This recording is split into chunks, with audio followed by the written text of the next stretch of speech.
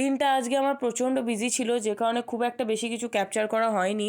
সকাল থেকে ওয়েদার কিন্তু খুব ভালো ছিল, আর যেহেতু আজকে মঙ্গলচণ্ডীর পুজো, তাই মা আজকে গোলুকে নিয়ে যাচ্ছে। গোলুর বাইরে ঘুরতে বেশ ভালোই লাগে। আজকে সকাল থেকে বাড়িতে ছিলাম না, তাই বিকেলে বেরিয়েছি, তখন থেকেই সব কিছু ক্যাপচার করেছি।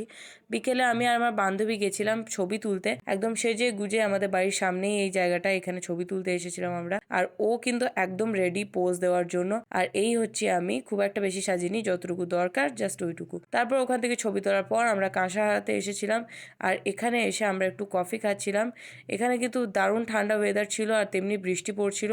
আর তারপর ওখান থেকে আসার পথেও আমার বাড়ি এলো, যেহেতু বাইরে বৃষ্টি পড়ছে সেজন্য। আর ও একটু সোশ্যাল মিডিয়া করছিল, আমি ওর জন্য গরম গরম মোমো বানিয়ে আনলাম। আর এটাই বলতে পারো ওর আর আমার রাত্রের ডিনার, কারণ এরপরে আর খাওয়া আমাদের পক্ষে পসিবল না। ওর কিন্তু মোমোটা খেয়ে বেশ ভালোই লেগেছে, ওর রিয়াকশনেই সেটা বোঝা যাচ্ছে। তোমাদেরকেও রেসিপিটা শেয়ার করব।